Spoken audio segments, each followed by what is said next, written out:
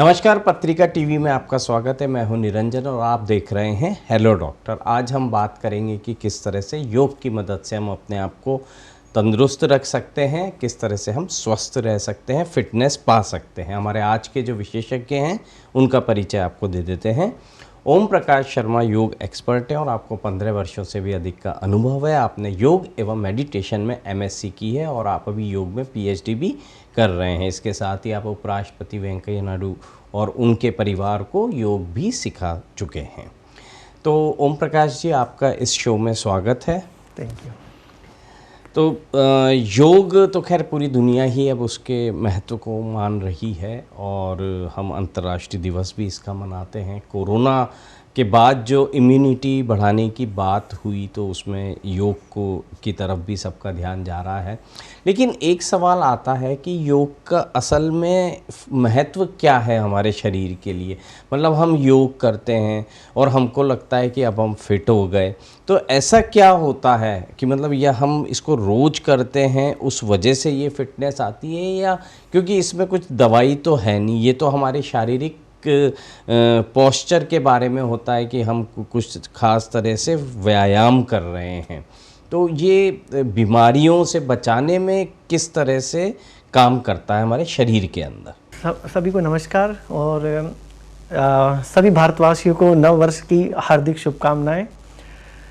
जैसे कि भी आपने पूछा कि योग के जो आसन वगैरह करते हैं हम, उनसे किस तरह से हम स्वस्थ रहते हैं, तो मैं आपको बता दूं, जब हम योगाभ्यास करते हैं तो योगाभ्यास में सबसे बेहतरीन चीज़ क्या है कि ये हमारी सिर्फ बॉडी के ऊपर काम नहीं करता है, ये हमारे बॉडी माइंड सोल तीनों के ऊपर काम करता है। क्योंकि हम केवल बॉडी नहीं हैं, हम माइंड भी हैं, हम सोल भी हैं। तो जब हम योग का अभ्यास करते हैं तो इससे हमारा सर्वांगीण विकास आता है। जैसे हम कहेंगे कि होलिस्टिक अप्रोच होती है। तो जो हमारा साइकोसोमेटिक जो पर्सनैलिटी है उस सबको योग लेके चलता है। जैसे कि थोड़ा एग्जांपल दें, हम जब हम आसनों का अभ्यास करते हैं तो ये हमारे फिजिकल बॉडी, जो हम इसे अन्नमय कोश जिसे बोलते हैं योग की भाषा में, इसको स्ट्रेंथनिंग देता है, इसको मजबूती देता है। और जब आप प्राणायाम या ध्यान धारणा की बातें करते हैं तो यह आपके माइंड को कंट्रोल करता है, मन को किस तरह से संतुलित किया जाए। और जब दोनों को, आसन, प्राणायाम, ध्यान, इन सबको साथ लेके आप सही गाइडेंस में योग का अभ्यास करते हैं तो ये आपकी जो इंटरनल बॉडी सिस्टम है, क्योंकि आपकी पूरी बॉडी है वो अलग अलग नहीं है, इसमें सब पार्ट अलग अलग है लेकिन सब मिलकर बॉडी के लिए काम करते हैं। आपका डाइजेशन, आपका रेस्पिरेटरी, आपका किडनी, लीवर, सब कुछ मिलके एक साथ मिलके आपकी पूरी बॉडी को संभालते हैं। अब जब आसनों की आप बात करते हैं तो आसनों को इतना वैज्ञानिक तरीके से हमारे वैज्ञानिकों ने, जिसे योगी कहेंगे, सारे वो वैज्ञानिक ही थे, ऋषि मुनि थे, इस तरह से डेवलप किया गया था उन्हें कि एक एक आसन आपके एक एक अंग के ऊपर काम करता है। जैसे कि हम एक छोटा सा एग्जांपल लें कि अर्ध मत्स्येंद्र आसन एक आसन है, ये ऋषि अर्ध मत्स्येंद्र पर अगर आप उस आसन को आप करते हैं सही विधि से तो वो आपके डाइजेशन सिस्टम को स्ट्रेंथनिंग देता है, वो आपकी पेन क्रिया को मजबूत करता है, उसके डिसऑर्डर्स को ठीक करता है। तो निश्चित ही अगर योग के अभ्यास आप सही रीति से करते हैं, समझदारी से करते हैं, रेगुलर करते हैं, सबसे बड़ी चीज़ है निरंतरता। अगर आप निरंतर अभ्यास करेंगे, चाहे से आप आधा घंटा ही करिए, नहीं कोई 1-1.5 घंटा 3 घंटे आपको रहना, आप 40 मिनट का भी अब अगर आप समय देते हो लेकिन निरंतर देते हैं और उसमें आसन भी ले लेते हैं, प्राणायाम भी ले लेते हैं, थोड़ा ध्यान भी करते हैं, तो निश्चित ही आपका बॉडी पूरी तरह से बैलेंस होगा। इसमें एक सबसे अच्छी बात क्या होती है कि हम आजकल कहते हैं कि एक होते हैं स्ट्रेस हार्मोन्स और एक होते हैं हैप्पी हार्मोन्स, जिसे हैप्पीनेस के लिए बोलते हैं। तो इन हार्मोन्स को बैलेंस करने का, जिसे हम होम्योस्टेसिस बोलते हैं अगर मेडिकल टर्म्स में बोलें, तो जो हमारे हार्मोन्स है उनको बैलेंस करता है। हमारा मेटाबॉलिज्म, आजकल वेट लॉस पे, वेट गेन पे बड़ा सब कुछ अटके हुए हैं। आपका वेट सिर्फ और सिर्फ आपकी डाइट से ही प्रभावित नहीं होता है कि आप बहुत सारा खा रहे हैं इसलिए मोटे हो रहे हैं, नहीं। आप अगर बहुत ज़्यादा तनाव में रहेंगे तो आपकी बॉडी में बहुत ज़्यादा ग्लूकोज इंक्रीज होगा, है ना। बॉडी आपका जो आपका लीवर है वो बहुत ज़्यादा उसको निकालेगा, फिर वही जाकर आपकी बॉडी में, जैसे स्ट्रेस तो खत्म हो गया लेकिन ग्लूकोज तो वहीं निकल चुका है, अब वो एक्स्ट्रा जो निकला वो कहाँ जाएगा, वो फिर फैट में कन्वर्ट होगा। ठीक है, तो ये सबसे महत्वपूर्ण चीज़ हो जाती है कि जब तनावपूर्ण स्थितियों में भी आप सहज रूप से कैसे रहें, यह हमें योग सिखाता है। बिल्कुल। तो कुछ ऐसी चीज़ें हमारे शरीर में जो हमारे खान पान या हमारी आदतें या हमारी जीवन शैली की वजह से शरीर में बन रही हैं जो कि उसके लिए नुकसानदायक हो सकती हैं, और हम यदि योग नियमित रूप से करेंगे तो वो उन्हें उस तरह से शरीर में फैलने नहीं देता है, उससे बचाव करता, और इन सब का मिला जुला जो स्वरूप है वो एक हेल्दी माइंड बॉडी और उसके रूप में हमको मिलता है। अच्छा, महामारी ने हमें अच्छे से बताया है कि स्वस्थ रहने के लिए हेल्दी आहार और नियमित व्यायाम जो है वो तो बहुत ज़रूरी है, और इम्यूनिटी की बात जो है वो बहुत चली है। हम तमाम प्रयास भी कर रहे हैं लोग कि अपने इम्यूनिटी को बढ़ाएं। तो योग जो है वो इम्यूनिटी बढ़ाता है, तो वो जब हम करना शुरू करते हैं तो क्या पहले दिन से ही इम्यूनिटी आपकी ठीक हो जाती है या कुछ समय लगता है, और हमको पता कैसे चलेगा कि योग से हमारी इम्यूनिटी अच्छी हो रही है? देखिए, एक दिन से तो कुछ नहीं होता है, आपको धीरे धीरे और योग का तो मार्ग है जो एक संतुलित मार्ग है, एक थोड़ा धैर्य वाला मार्ग है। आपको लंबे समय तक अभ्यास करना होगा, क्योंकि आपकी जो बैड हैबिट्स थे उनके कारण अपने इंटरनल बॉडी सिस्टम को इतना डिस्टर्ब कर दिया है कि आप एक दिन में उसे ठीक नहीं कर सकते हैं। लेकिन आप प्रतिदिन अभ्यास करेंगे और अभ्यास करते करते आपको खुद को एहसास होने लगता है कि हाँ, जैसे कि आप थोड़ी देरी थोड़ा कार्डियो टाइप की एक्सरसाइज करें तो आपकी बहुत सांस फूल रही है प्रारंभ में, लेकिन आप 15 दिन, 20 दिन, 1 महीना, 2 महीना, फिर आपको लगता है कि मैं जितना एफर्ट लगा रहा था पहले तो उसमें बहुत थक रहा था और उससे ज़्यादा एफर्ट में भी कम, तो आपको खुद को आप एनालिसिस करने लग जाते हैं कि हाँ हो रहा है। जैसे कि कई लोगों को नींद नहीं आती है रात भर, फिर वो जब प्राणायाम के अभ्यास करते हैं, कुछ सर्टेन टाइप के प्राणायाम, कुछ ध्यान के अभ्यास करते हैं, उनकी नींद इंप्रूव होने लगती है, तो खुद उन्हें एहसास होता है कि अरे मेरी तो नींद भी अच्छी हुई है। साथ ही जो बैड हैबिट्स होती हैं, बैड हैबिट्स में वो हैबिट्स ऐसी हैबिट्स जिनसे हमारा पूरा शारीरिक, मानसिक, सामाजिक, पारिवारिक पूरा जीवन ही डिस्टर्ब हो जाता है, उनमें भी आप अब देखने लगते हैं कि सुधार होने लगा है। कि जैसे कि आपको पता चल गया कि मैं ज़्यादा देर से सोऊंगा तो मैं सुबह नहीं उठ पाऊंगा, मेरी नींद प्रॉपर नहीं होगी, तो आप क्या करते हैं, मोबाइल या लैपटॉप या टीवी, उनसे आप जल्दी से ही फारिग होना शुरू करते हैं। आपको पता चल जाता है कि खाना मेरे को जल्दी से जल्दी खाने ना है, सूर्य आज से पूरा, जैसे कि हमारे जैन धर्म में होता है। अब वो कोई धार्मिक चीज़ नहीं थी, वो एक वैज्ञानिक चीज़ थी, लेकिन हमने, क्योंकि हमारा देश एक आध्यात्मिक देश है, यहाँ पे हर चीज़ को धर्म से इसलिए जोड़ा गया है ताकि लोग उसे ज़्यादा से ज़्यादा अपना ले। तो जैन धर्म में जो खाने का सिस्टम था कि आप सूर्यास्त से पूर्व खाएं, तो वो इसीलिए था कि आप जल्दी खाना खाएंगे तो आपका भोजन पचेगा जल्दी और आप जल्दी सो पाएंगे। अगर आप रात को 10 बजे सोते हैं, 10 बजे खाना खाते हैं, तो आपको कम से कम 2-2.5 घंटे के लिए आपको उसको पचाने के लिए थोड़ा जागृत रहना होगा। तो आप 1 बजे सोएंगे तो फिर उठेंगे कब? तो आपके खाना, सोना, आपका व्यायाम, सब चीज़ें आपको एकदम से सिस्टमेटिक हो जाता है। आप एक इम्यूनिटी सिस्टम की बात कर रहे थे आप, ये इम्यून सिस्टम हमारा है, ये बड़ा ही, यानी कि हमारी बॉडी का ये सबसे बड़ा बॉडीगार्ड है, इसके बिना कुछ नहीं हो सकता। और इसको कब आप इम्प्रूव करेंगे? केवल डाइट से नहीं होगा, केवल एक्सरसाइज से नहीं होगा, ये होगा diet, exercise and rest. Rest में आती है स्लीप। मैं आपको एक वैज्ञानिक बात बता रहा हूँ, ये कि हमारा इम्यून सिस्टम कब डेवलप होता है, कब बढ़ता है, ग्रोथ करता है, जब हम डीप स्लीप में होते हैं। आप कितना एक्सरसाइज कर लीजिए, कितना आप अच्छा खाना खा लीजिए, अगर आप रेस्ट नहीं देंगे बॉडी को तो आपका इम्यून सिस्टम डेवलप नहीं हो पाएगा। तो आपको रेस्ट देना है, एक्सरसाइज पूरी करनी है, और मौसम के अकॉर्डिंग आपको अपना खाना खाना है, अपनी हेल्थ के अकॉर्डिंग खाना खाना है।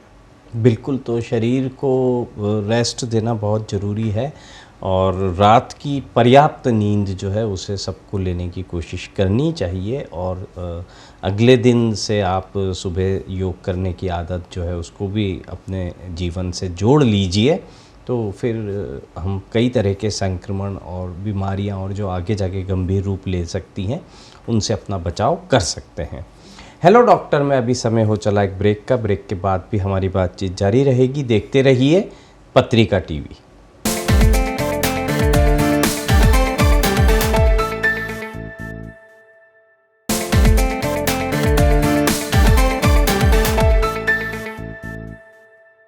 ब्रेक के बाद आपका एक बार फिर स्वागत है। हम बात कर रहे हैं योग की मदद से अपने आप को कैसे तंदुरुस्त और फिट हम रख सकते हैं। हमारे साथ मौजूद हैं ओम प्रकाश शर्मा जी, आप योग विशेषज्ञ हैं। अच्छा, अभी मौसम भी बदल रहा और साल भर मौसम बदलता ही रहता है, तो जब मौसम का बदलाव होता है तो हमें अपने खान पान में किस तरह का ध्यान रखना चाहिए और उस समय योग को हम कैसे अपने जीवन से जोड़ सकते हैं? अभी जैसे कि शीत ऋतु है, तो इस टाइम का जो मौसम होता है ये खाने के लिए और एक्सरसाइज के लिए सबसे बेहतरीन मौसम माना जाता है। और सबसे अच्छी बात यह है कि इस टाइम पे बहुत सारी सब्जियां, वेजिटेबल्स होती हैं जो हमारी हेल्थ के लिए बहुत अच्छा है। जैसे कि हम राजस्थान प्रदेश के लोग हैं, यहाँ पे कुछ ऐसे आहार होते हैं कि अगर उनका आप सेवन करेंगे तो आप पूरे साल भर पूरी तरह से आप फिजिकली बहुत स्ट्रॉन्ग रहेंगे। जैसे कि कुछ छोटे छोटे एग्जाम्पल हम लेते हैं, जैसे कि बाजरा हमारे यहाँ होता है। आप बाजरे की राबड़ी खाएंगे या उसकी रोटियां खाएंगे बाजरे की, या फिर उसकी खिचड़ी बनाकर खाएंगे, तो बाजरे में आपको कैल्शियम, आयरन सब कुछ मिलता है। तो वो आपकी बॉडी की जो मसल्स है उनको भी स्ट्रेंथ देता है, साथ ही आपके जॉइंट्स को मजबूत करता है, हड्डियों को मजबूत करता है। दूसरी चीज़, अभी कच्ची हल्दी आती है इन दिनों में। अगर आप कच्ची हल्दी का सेवन करते हैं तो ये हमारे इम्यून सिस्टम के लिए सबसे अच्छी चीज़ है। ये हमारे ब्लड का प्यूरीफाई करती है। आप गाजर खाते हैं तो गाजर खा सकते हैं, या उसका जूस आप लेते हैं, उसमें अगर हल्दी, अदरक और आंवला मिलाकर अगर उसका जूस सब ऑल्टरनेट डेज पे भी लेते हैं, एक दिन छोड़ के एक दिन भी, तो इसकी सबसे बेहतरीन खूबी क्या है, एक तो आपके ब्लड का पूरी तरह से प्यूरिफिकेशन करेगा, आपके डाइजेशन को इम्प्रूव करेगा। जैसे कि कई लोगों को अल्सर की प्रॉब्लम हो जाती है या उनके पेट में बहुत जलन रहती है, उनके लिए बहुत बढ़िया ये जूस बनता है। साथ ही शकरकंदी बहुत साधारण आहार है, लेकिन ये सुपर फूड में माना जाता है अगर आप इसको प्रतिदिन खाते हैं तो। लेकिन जिनको कफ वगैरह बहुत रहता है वो थोड़ा ध्यान दें। मूली हो गई, ये आप खाइए। और जो शकरकंदी की बात कर दूँ हम, तो शकरकंदी एक ऐसा आहार है जो आपको यूथनेस देता है, आपको युवा बना के रखता है, आपका इम्यून सिस्टम को बहुत स्ट्रॉन्ग रखता है। लेकिन क्या है कि वो सस्ता मिलता है, लोग उसे खाते नहीं हैं। आप उसको बॉईल करके खा सकते हैं, कुछ भी फॉर्म में आप उसे ले सकते हैं। साथ ही इन दिनों में जैसे कि बथुआ हो गया, हमारे यहाँ बहुत होता है बथुआ हमारे डाइजेशन के लिए बहुत अच्छा है। आपको कोई भी पेट से संबंधित दिक्कत हो, आप बथुआ अगर इस सीजन में खा लेंगे, आपको पूरे साल भर तक पेट की कोई दिक्कत नहीं। तो आहार बहुत ज़रूरी होता है ऋतु के अनुसार। और यहाँ अभी शीत ऋतु है। आप जैसे कि हाँ, एक चीज़ और बता दें, जो लोग एक्सरसाइज करते हैं बहुत ज़्यादा, जैसे कि हमारे यहाँ गोंद के लड्डू बनते हैं, आप गोंद के लड्डू इन दोनों में खाइए, जिसमें सफ़ेद मूसली कई चीज़ें आप मिलाकर उसे खाते हैं। तो ये ऐसे आहार है जो हमारे बहुत प्राचीन आहार है, हम नई चर्चा नहीं कर रहे हैं इस पर। अगर आप लोग इनका सेवन करेंगे आप बहुत स्वस्थ रहेंगे। साथ ही आप जब योगासन करें तो उसमें थोड़ा वैज्ञानिक तरीके से आप आसन का अभ्यास करें, फिजिकल लेवल पे इस तरह से करें कि आपका उसमें वेट पर भी आपका काम हो, स्ट्रेचिंग पर भी काम हो और आपका कार्डियो भी उसमें हो। तो योग अभ्यास जब भी आप करें तो इस तरह से करें कि आपका कम से कम 15 से 20 मिनट कार्डियो टाइप का एक्सरसाइज हो जाए, योगा अभ्यास हो जाए, जैसे सूर्य नमस्कार हो गया, रैपिड एक्सरसाइजेस हों। आप वेट के ऊपर काम करें, यानी कि मसल्स ब्रेक करने वाला एक्सरसाइज करें, क्योंकि जब आपकी मसल्स ब्रेक होंगी अंदर से, तो जो उसमें प्रोटीन की रिक्वायरमेंट है वो बढ़ेगी और नए सिरे से उसकी ग्रोथ होगी फिर। और जब आप स्ट्रेचिंग वाले अभ्यास करेंगे, बहुत सारे योग के अंदर अभ्यास है स्ट्रेचिंग के, उससे क्या होता है, हमारी जो मसल्स और जो हमारी ब्लड वेसल्स है उसके अंदर मोबिलिटी इंप्रूव होती है, जॉइंट स्ट्रॉन्ग हो जाएंगे उससे। तो जो ब्लड का फ्लो है आपकी ईच एंड एवरी सेल तक, यानी कि एक एक सेल्स तक आपका ब्लड का फ्लो होगा, उसका नरिशिंग प्रॉपर होगा।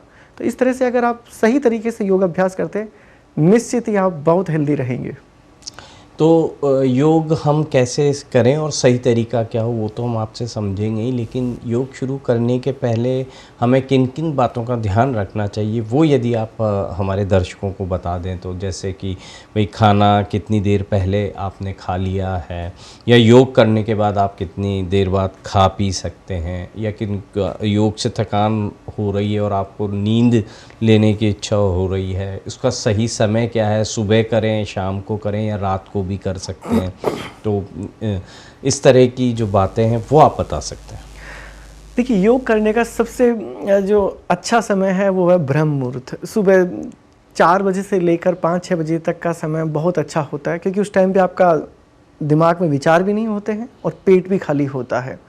तो सुबह का समय सूर्य उदय से पूर्व या उसके आसपास आप अभ्यास करते हैं तो ये समय सबसे अच्छा है।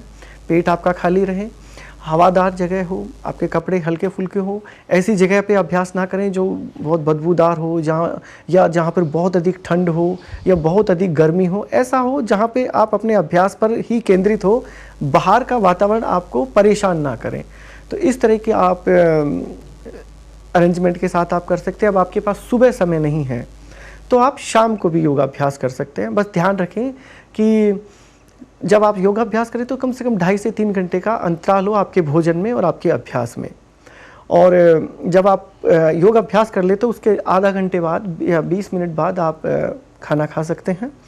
और खाना खाने के बाद कम से कम समय इतना दें कि आप थोड़ा वॉक करें और 1.5 से 2 घंटा तो रखें इतना कि आप एक्टिव रहें, सोए नहीं खाना खाते ही। तो इन चीज़ों का हम ख्याल रख सकते हैं।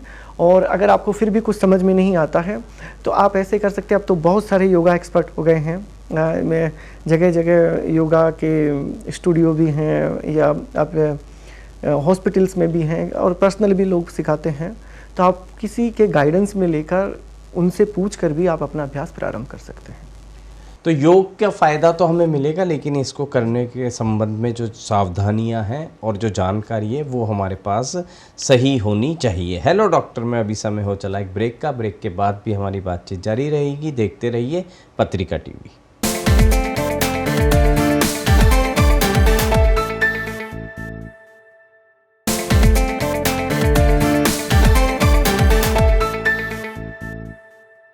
ब्रेक के बाद आपका एक बार फिर स्वागत है। हेलो डॉक्टर में हम बात कर रहे हैं योग की मदद से हम कैसे फिट और हेल्दी रह सकते हैं। हमारे साथ मौजूद हैं ओम प्रकाश शर्मा जी, आप योग विशेषज्ञ हैं। तो योग अभ्यास को लेकर आपने कुछ सावधानियां बताई हैं। अब हम उन योगासनों के बारे में जानना चाहेंगे जिन्हें आम लोग जो हैं कर सकते हैं अपनी इम्यूनिटी बढ़ाने के लिए। ओमिक्रॉन का भी खतरा है, तो इन सब से बचाव के लिए फिट वो कैसे रह सकते हैं?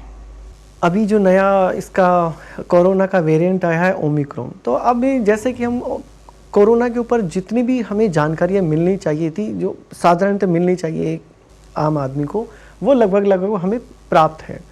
अब जो भी हमारे पास इंफॉर्मेशंस है उसी के अकॉर्डिंग हमको हमारी लाइफ को चेंज करना है और उसको फॉलो करना है। जैसे कि सिंपल चीज़ें हैं कि आप अपनी ऐसी डाइट लें जिससे आपका इम्यून सिस्टम स्ट्रांग हो, आपका डाइजेशन आपको हेल्दी रखना है ताकि आप जो खाएं उसे पचा सकें। खाना इंपॉर्टेंट है लेकिन उससे ज़्यादा महत्वपूर्ण है कि आप उसे पचा पा रहे हैं या नहीं पा रहे हैं। दूसरा, आपका रेस्पिरेटरी सिस्टम को आपको स्ट्रांग रखना है, हेल्दी रखना है, ठीक है। आप और जिन लोगों को डायबिटीज़ या हार्ट प्रॉब्लम है उन लोगों को विशेष रूप से ध्यान रखना है क्योंकि वो ऑलरेडी कमज़ोर हैं शरीर से। अगर उन्हें कोई भी ऐसी दिक्कत आती है कोरोना जैसी तो उनके लिए ज़्यादा मुश्किल हो सकती है। तो वो लोग अपनी डाइट पर ध्यान दें और अपनी हेल्थ के अकॉर्डिंग योग का अभ्यास करें। और जब आपको कोई बीमारी होती है तो उस टाइम पे कभी भी अपने स्तर पर ही सब कुछ करने की कोशिश ना करें, सलाह ज़रूर लें। तो यह सब करते हुए अगर आप अपना जीवन जीते हैं तो आप निश्चित ही इस बुरे दौर से आराम से बाहर निकल जाएंगे। जैसे हम 2 साल से निकले ही हैं तो निश्चित रूप से इससे भी हम निकल जाएंगे। आपको कुछ ज़्यादा विशेष करना नहीं है। एक तो अब मैं बार बार रिपीट नहीं करना चाहता हूँ कि एक दूसरे से दूरी बना के रखो, मास्क पहनो, ये हम सबको पता है, बार बार कहने का कोई इसमें तुक नहीं है। लेकिन आप निजी स्तर पर क्या करें? सबसे ज़रूरी चीज़, आप अपनी दिनचर्या को संयमित करें। अपने आहार को जो टेस्ट से ज़्यादा आप हेल्थ पर जाएं, यानी कि स्वाद पर ही ध्यान ना दें, आप स्वास्थ्य पर भी ध्यान दें। ये नहीं है कि जीभ तक तो स्वाद में आप अटक गए और पेट में जाने के बाद वो डस्टबिन का काम कर रहा, ऐसा आहार ना लें। कोशिश करें कि इन दिनों में आप बाहर के खाने को ज़्यादा से ज़्यादा अवॉइड करें। कोई बहुत ज़रूरी हो जाता है तो हम खा लेते हैं, वो कोई बड़ी बात नहीं है, लेकिन मुख्यतः आप घर में बना खाना खाएँ। बहुत ज़्यादा तली हुई चीज़ों को रिपीट ना होने दें। कोशिश करें कि घर में जो साधारण रूप से हम भोजन बनाते हैं उसी को खाएं। पता है, उस भोजन से ज़्यादा हेल्दी भोजन इम्यून सिस्टम को बढ़ाने वाला कोई हो ही नहीं सकता जो हमारे घर में बनता है। क्योंकि घर में बना हुआ खाना एक तो बड़े प्रेम से बना के खिलाया जाता है, हम सुकून से खाते हैं। खाने को चबा चबा कर खाएं अच्छे से। अगर आप बिना चबाए खाएंगे तो पेट में दांत नहीं होते हमारे, तो पेट में तो वो जाके फिर पड़ा रहेगा तो सड़ेगा वो, फिर पेट में गैस भी बनेगी, डाइजेशन भी डिस्टर्ब होगा। तो आप अच्छे से चबा चबा कर खाएं। खाना खाते समय बोले नहीं। पता है, आजकल जो गैस की प्रॉब्लम होती है ना वो बोलने के कारण होती है। आप बोलते रहते हैं, बोलते बोलते आपका जो आहार है उसके साथ वायु भी आपके पेट में जाती है। तो खाना खाते समय मुंह बंद रखें, चबा कर खाएं और अपनी भूख से थोड़ा कम खाएं।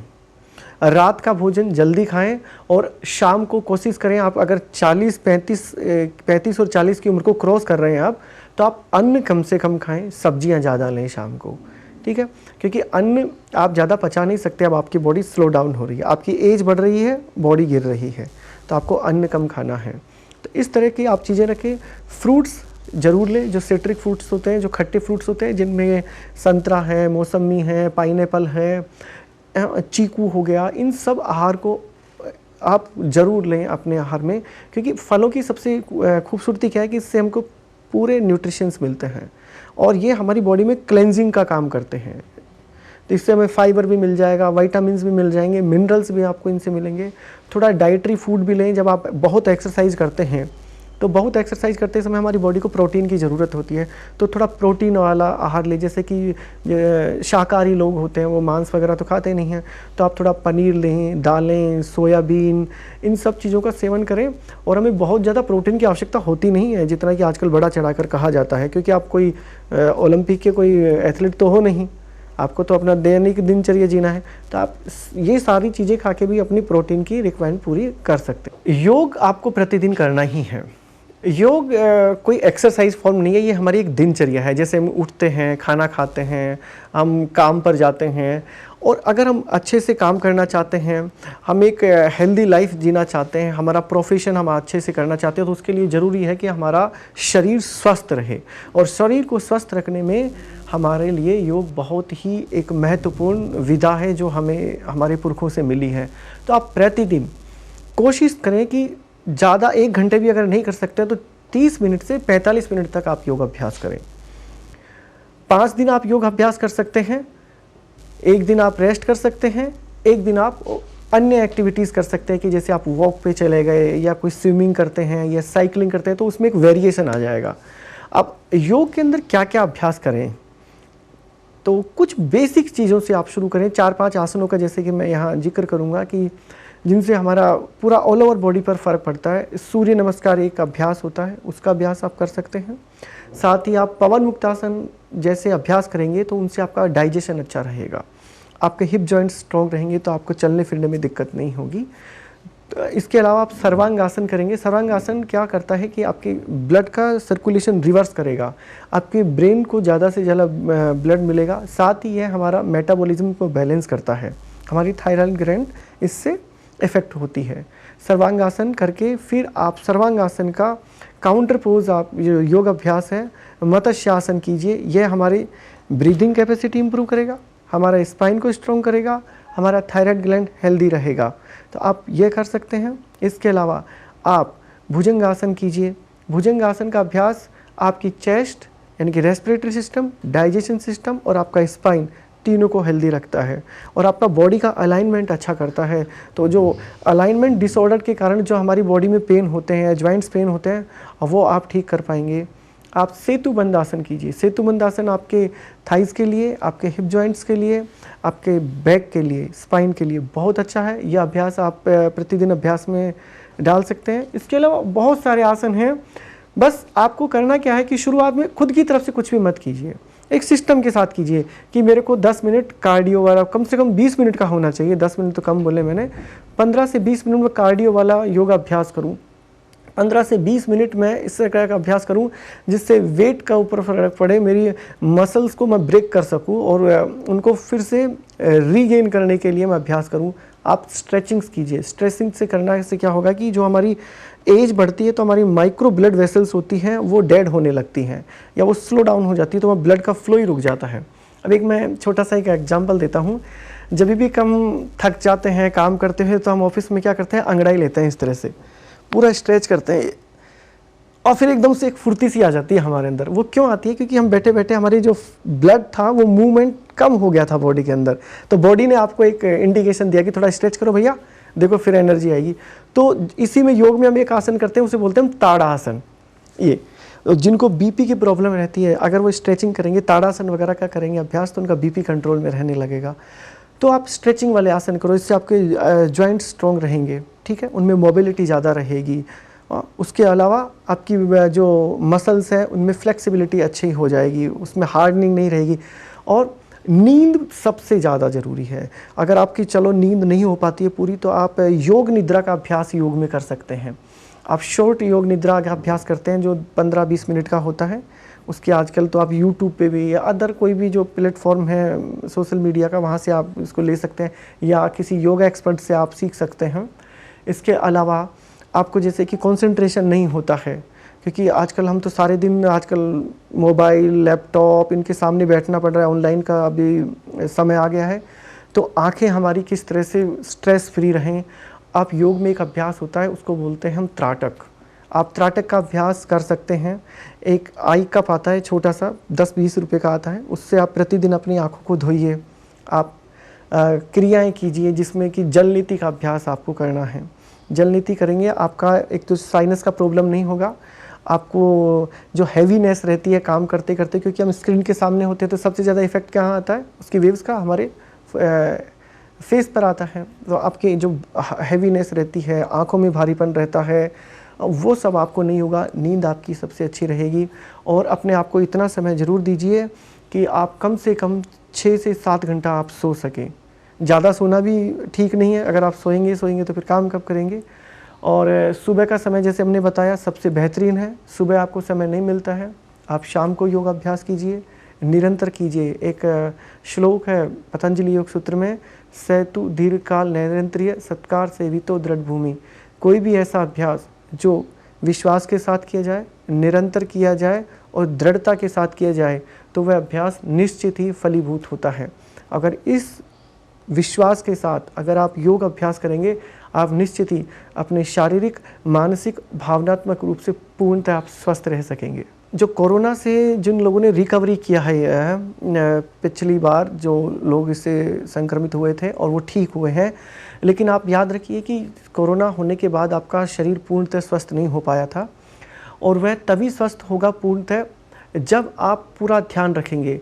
आप सही से आपको डाइट लेनी है, और डाइट कौन सी लेनी है, जिसमें न्यूट्रिशंस हो, जिसमें जिंक हो, फास्फोरस हो, पोटेशियम हो, कैल्शियम हो, आयरन हो, इस तरह की। और ये कोई विशेष डाइट कहीं से नहीं मिलेगी, ये सिर्फ आपको सब्जियों से मिलेंगी जो अभी सामान्यतः मौसम में। और हमेशा उस खाने को आप लोगों को खाना है जो ऋतु के अनुसार आपको मिल रहा है।